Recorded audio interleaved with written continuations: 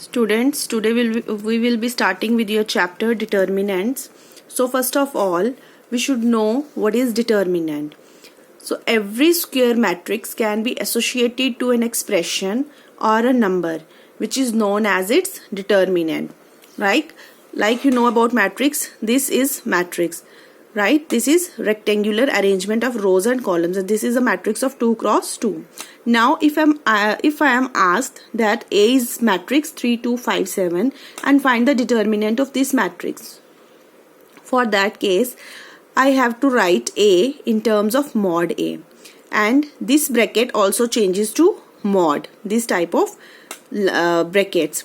Okay, now this is 3 2 5 7, 3 2 5 7. Determinant can also be represented as delta. Okay, now from right hand side, this take 5 into 3, product of cross multiplication. In 2 cross 2 matrices, simply we take cross multiplication. 7 3 21 minus 5 to 10, and 21 minus 10 is equal to 11, and this is your answer. This is the answer. This is the determinant of this matrix. Now in case of 3 cross 3 matrix, okay, in case of 3 cross 3 matrix, like if here A is equal to matrix 3 2 1 7 3 0 1 2 1, it is 3 cross 3. In case of 3 cross 3 matrix, we have to remember this sign chart.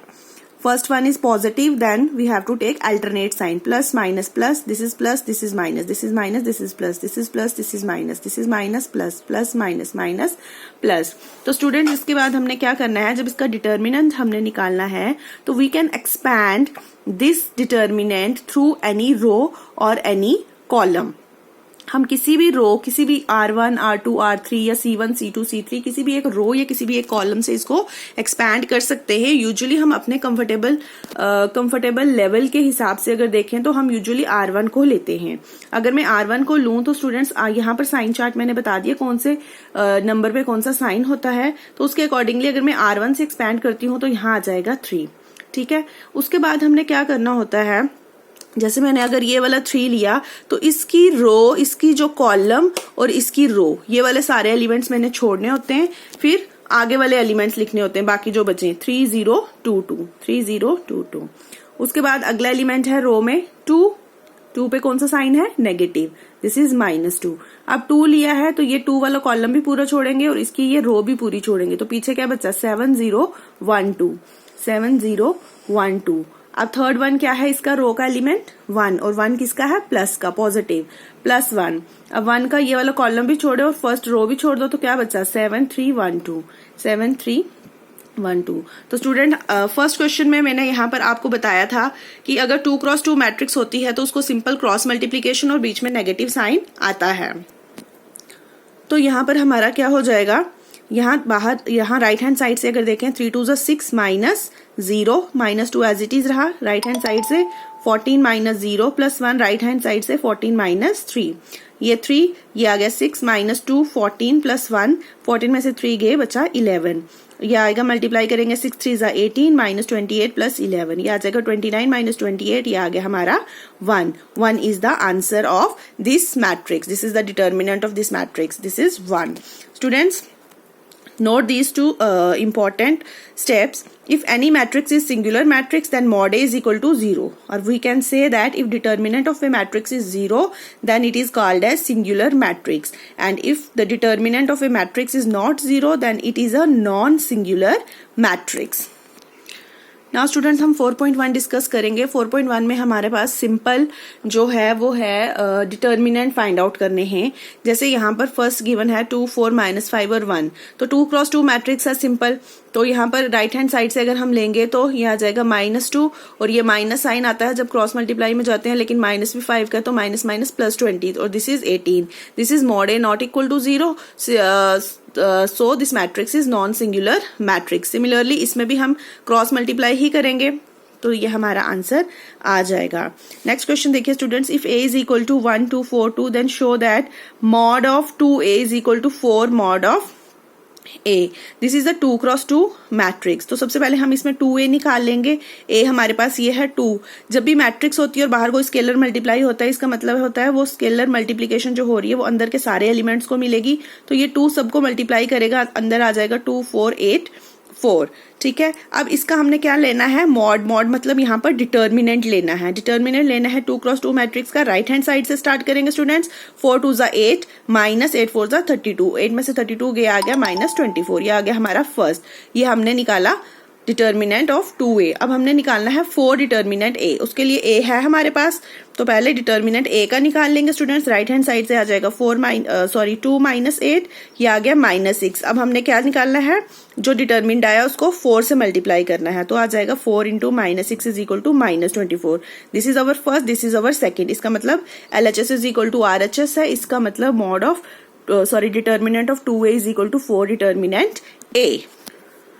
Students का question number 3 भी similar है, उसमें 3x3 matrix है। तो इन दोनों questions के basis पे हमारा एक फॉर्मूला डेवलप हुआ है कि अगर डिटर्मिनेंट k a का होगा, जब वो किसके बराबर होगा, k is any scalar any constant and n is the number of order of matrix mod a। Like question number 2 में हमारा ऑर्डर कितना था मैट्रिक्स का, 2x2 था और स्केलर भी हमारा 2 था। तो हमारा क्या आया था, 2 power 2 mod a 4 mod a। और क्वेश्चन नंबर 3 में हमारा k कितना था, 3 था, और जो ऑर्डर था मैट्रिक्स का वो भी कितना था, 3 था। तो ये आ गया हमारा 27 mod a। This is the next question students. If determinant x 1 is equal to 3 4 1 2, right the positive value of x। तो इसके लिए हम क्या करेंगे, simple cross multiplication determinant solve करेंगे। ये आ जाएगा x² माइनस x, ये राइट हैंड साइड से लेंगे 6 माइनस 4। तो x² माइनस x, ये -2 इधर आएगा। ये हमारी बन गई क्वाड्रेटिक इक्वेशन। इसको हम फैक्टराइजेशन से सॉल्व कर लेंगे। इसके 2 रूट्स आएंगे, x इज इक्वल टू -1 और x इज इक्वल टू 2। तो उसने पूछा है कि x की पॉजिटिव वैल्यू कहाँ पर होगी, तो x की पॉजिटिव वैल्यू आ जाएगी स्टूडेंट्स 2 पे। बाकी क्वेश्चंस भी इसके जो है सारे सिमिलर हैं। तो फर्स्ट एक्सरसाइज के क्वेश्चन डिटर्मिनेंट निकालना है हमने, आप उसको सॉल्व कीजिए। Now student, this is a very important topic of determinants. यहाँ से आपकी मेजर एक्सरसाइज स्टार्ट होती है और इस एक्सरसाइज में यूजुअली आपका 4 या 6 मार्क्स का क्वेश्चन 100% 101% आता ही आता है। And this is the properties of determinants. तो इसकी कुछ 7-8 प्रॉपर्टीज हैं जो आपने अच्छे से ध्यान में रखनी है, उसी से आपको क्वेश्चन सॉल्व होगा। अगर प्रॉपर्टीज क्लियर होंगी तभी आपके क्वेश्चन जो है प्रॉपर्टीज वाले वो सॉल्व होंगे। फर्स्ट प्रॉपर्टी है इसकी, the value of determinant remains unchanged if its rows and columns are interchanged. क्या बोल रहा है कि अगर हमारे पास क्या है, जो डिटर्मिनेंट है उसकी वैल्यू चेंज नहीं होगी अगर उसकी रोज और कॉलम्स को हम इंटरचेंज कर देंगे। फॉर एग्जाम्पल, एक एग्जाम्पल लेके बताती हूँ मैं। अगर मेरे पास एक डिटर्मिनेंट है A1 B1 C1 A2 B2 C2 A3 B3 C3, अगर ये रोज जो है इनको मैं कॉलम्स बना देती हूँ। A1 B1 C1 है ना, इसको कॉलम बना दिया A1 B1 C1। A2 B2 C2 है, इसको भी कॉलम बना दो A2 B2 C2। A3 B3 C3 रो है, इसको भी कॉलम बना दो A3 B3 C3। तो क्या ये रोज और कॉलम्स इंटरचेंज हो गई, तो ये तब भी delta is equal to delta dash ही रहेगा। तो स्टूडेंट्स, अगर आपको इसमें और क्लैरिटी चाहिए तो आप A1 B1 C1 और ये जो जितने भी एलिमेंट्स हैं इनकी जगह कोई न्यूमेरिकल वैल्यूज रख के तो उसको सॉल्व करके चेक करके देख सकते हैं। अब इसकी सेकंड प्रॉपर्टी जो है वो है, इफ एनी 2 रोज और columns of a determinant are interchange then the sign of determinant changes.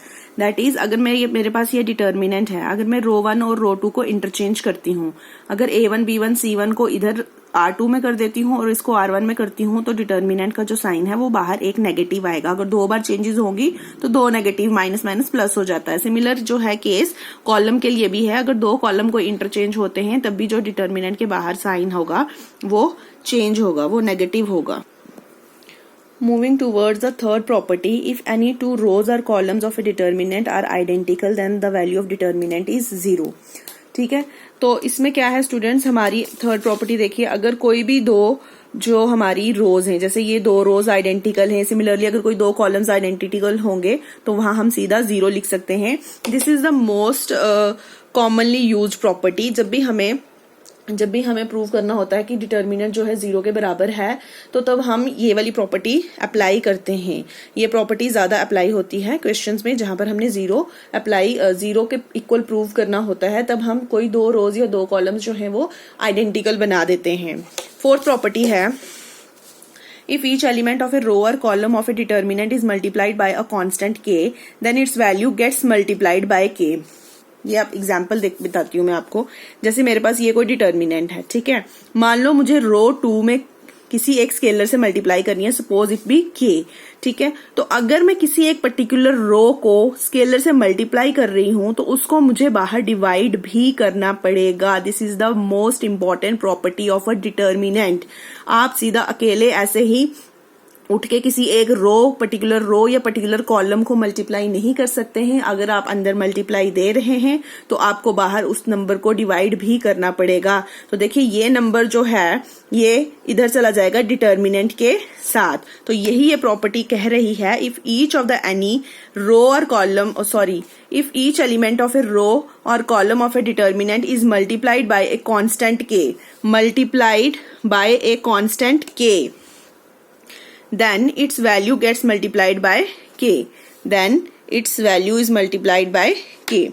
Next property, if each element of any row or column can be expressed as a sum of two terms, then the determinant can be expressed as the sum of the determinant.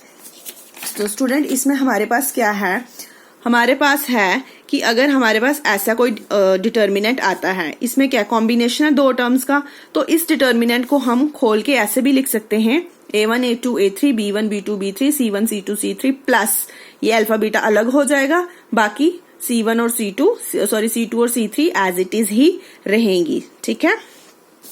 अब next property है, the value of a determinant does not change when any row or column is multiplied by a number or an expression and is then added to or subtracted from any other row or column. This is also very important property. बहुत से questions में use होती है. क्या कहते हैं, जैसे मेरे पास ये डिटर्मिनेंट है, अगर मैं R3 पे ऑपरेशन लगा रही हूँ तो R3 पे मैं ऑपरेशन कैसे लगा रही हूँ, -3R1 को पहले मल्टीप्लाई कर रही हूँ 3 के साथ, फिर R3 में से माइनस भी कर रही हूं या प्लस भी कर रही हूं. तो इन दोनों केसेस में ये डिटर्मिनेंट और ये डिटर्मिनेंट, ये भी स्टूडेंट्स जो हैं वो दोनों इक्वल होंगे. और इसकी एक और प्रॉपर्टी है, if A and B are square matrices of same order then determinant A B can be written as determinant A into determinant B. तो स्टूडेंट्स इन प्रॉपर्टीज के साथ क्वेश्चंस करने से पहले मैंने कुछ ट्रिक्स लिखी हैं आपके लिए जो आपको दिमाग में रखनी है प्रॉपर्टीज वाले क्वेश्चन सॉल्व करने के लिए. पहली ट्रिक क्या है, try to apply the operation in a manner so you can take something common and create all ones. अपनी पहले कोशिश कीजिए कि कुछ ऐसा कॉमन आ जाए, आपका कोई ऐसा ऑपरेशन लगाने से कॉमन आ जाए कि कोई एक पर्टिकुलर रो या पर्टिकुलर कॉलम जो है वो सारा 1 1 1 बन जाए. उसके बाद क्या करो, अगर वो 1 1 1 बन जाए ना तो कोशिश करो कि वो 3 1 अगर बने हैं मेरे किसी पर्टिकुलर रो या कॉलम में, उसमें से कोई 2 को 0 बना दो और फिर तीसरे से एक्सपैंड कर दो. ठीक है, जिसमें मैक्सिमम नंबर ऑफ जीरोज होंगे जिस रो में या जिस कॉलम में, उसी के थ्रू उसको एक्सपैंड कर दो डिटर्मिनेंट को. Right the operations applied clearly in between and in the end. जितने भी आप ऑपरेशंस लगा रहे हो ना वो सारे अच्छे से लिखोगे आप. ठीक है, वो बिल्कुल क्लियरली लिखे होने चाहिए. इफ नथिंग वर्क्स, अगर कुछ भी काम नहीं कर रहा है ना, आपका क्वेश्चन सॉल्व नहीं हो रहा, तो आप पता क्या कर दो, सिंपल मल्टीप्लाई करो R1 R2 R3 को विद ABC और उसके बाद क्या करो, take ABC common from C1 C2 C3 respectively. ठीक है, अगर आपको समझ नहीं आ रहा कि इस क्वेश्चन में क्या करें तो सिंपली आप क्या कर सकते हैं, तीनों रोज को मल्टीप्लाई कर सकते हो. रो 1 को A के साथ रो 2 को B के साथ, रो 3 को C के साथ, और उसके बाद ABC जो है वो कॉमन ले लीजिएगा C1 C2 C3 में. कुछ ना कुछ आपका ऐसा बन जाएगा कि आपको इजी लगेंगे आगे सॉल्व करना. सिमिलरली ये स्टेप हमारा कॉलम के लिए भी है. अगर आप मल्टीप्लाई कर रहे हो C1 C2 C3 को A B C के साथ, तो A B C आप R1 R2 R3 में से कॉमन ले सकते हैं. तो स्टूडेंट वैलिड ऑपरेशंस जो हम लगा सकते हैं वो क्या है कि जैसे यहाँ पर अगर R1 लिखा है ना स्टूडेंट्स, तो यहाँ पर भी 1 से ही स्टार्ट कीजिएगा. आप यहाँ पर R2 माइनस R1 नहीं लिख सकते, वो आपका गलत हो जाएगा. तो अगर यहाँ पर R1 है तो यहाँ R1 से ही स्टार्ट करो, प्लस R2 कर सकते हो, माइनस R2 कर सकते हो, कुछ भी कर सकते हो. यहाँ C1 है तो यहाँ C1 से ही स्टार्ट करोगे, प्लस कर सकते हो C2 C3, माइनस कर सकते हो, जो आपको अच्छा लगे. और R1 है, R1 यहाँ भी R1 होगा. अगर मल्टीप्लाई कर सकते हो किसी स्केलर के साथ दूसरी रो का तो वो भी कर सकते हो. दो दो रोज को इंटरचेंज कर सकते हो, दो कॉलम्स को इंटरचेंज कर सकते हो। व्हाट नॉट टू डू, क्या आप नहीं कर सकते हो? Don't mix row and column in the same step, एक ही स्टेप में आप रो और कॉलम के ऑपरेशंस नहीं लगा सकते हैं स्टूडेंट्स। जैसे कि अब R1 ऐसे नहीं कर सकते हो कि R1 प्लस C2, ऐसे भी नहीं कर सकते हो कि R1 is equal to R1 dot, दो रोज को आप मल्टीप्लाई नहीं कर सकते हैं ऑपरेशंस में, ना ही दो कॉलम्स को आप डिवाइड कर सकते हैं स्टूडेंट्स ऑपरेशंस में, ठीक है। तो लेकिन इसमें ये है डिटर्मिनेंट में अगर आप सॉल्व कर रहे हो कोई क्वेश्चन, तो इसमें आप क्या कर सकते हैं, इसमें आप अगर एक स्टेप रोज के साथ कर रहे हो तो अगला स्टेप कॉलम के साथ कर सकते हो, लेकिन एक ही स्टेप में रो और कॉलम मिक्स नहीं कर सकते। जैसे कि हमने ट्रांसफॉर्मेशन किया था मैट्रिसेस में, मैट्रिक्स ट्रांसफॉर्मेशन में अगर हम रो ट्रांसफॉर्मेशन कर रहे हैं तो थ्रू आउट हम रो के ही स्टेप्स लगाएंगे, अगर हम कॉलम ट्रांसफॉर्मेशन से कर रहे हैं तो थ्रू आउट कॉलम ही लगाएंगे। अगर क्वेश्चन हमसे पूछा गया है कि एलिमेंट्री ट्रांसफॉर्मेशन से करें तो वो हमारी चॉइस है कि हम रो या कॉलम जो अडॉप्ट करना चाहें उसे अडॉप्ट कर सकते हैं, लेकिन थ्रू आउट जो है कंसिस्टेंसी जो है स्टूडेंट्स वो सेम रहेगी, रो और कॉलम। लेकिन डिटर्मिनेंट के क्वेश्चन में अगर दो स्टेप आप रोज से निकाल रहे हो तो थर्ड स्टेप जो है आप कॉलम से सॉल्व कर सकते हो। अगर 3 स्टेप आप कॉलम से कर रहे हो तो अगले 2 स्टेप आप रोज से कर सकते हो, लेकिन कीपिंग इन माइंड कि ये जो है ये गलतियां आप ना करें, राइट। चलिए स्टूडेंट्स, अब हम आते हैं अपनी एक्सरसाइज 4.2 पे, जो कि हमने क्वेश्चन सॉल्व करने हैं। LHS is equal to RHS prove करना है without expanding the determinants but by using the properties of determinants. तो हम अगर क्वेश्चन देखें, ये आपके 4.2 के टेक्सचुअल क्वेश्चन कुछ मैंने किए हुए हैं सॉल्व।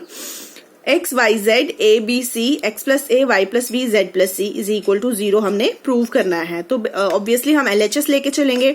तो स्टूडेंट्स देखिए, प्रॉपर्टी हमने अभी प्रॉपर्टीज मैंने बढ़ाई हैं। जब भी इक्वल टू 0 बताना हो तो मैंने बताया था अभी आपको कि बहुत सिंपल है, जब किसी को 0 के बराबर प्रूव करना हो तो अगर हम कोई दो रोज या दो कॉलम्स आइडेंटिकल शो कर देते हैं तो वो ऑटोमेटिकली 0 हो जाता है। तो यहां से अगर देखें, देखो स्टूडेंट्स, अगर मैं C1 पे C1 प्लस C2 कर लेती हूँ या C2 पे C1 प्लस C2 कर लेती हूँ one and the same thing, तो यहाँ पर क्या हो जाएगा मेरा